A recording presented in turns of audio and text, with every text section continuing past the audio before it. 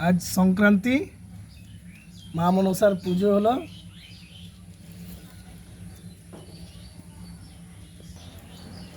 ঘরে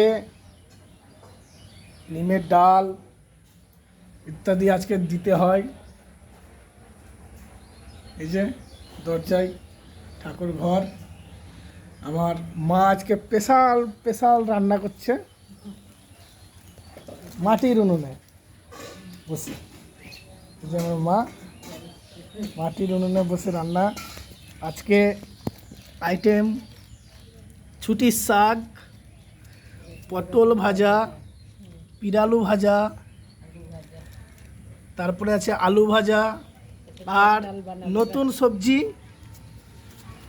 এই বছরের আমরা টক ডাল হবে আমরা দিয়ে।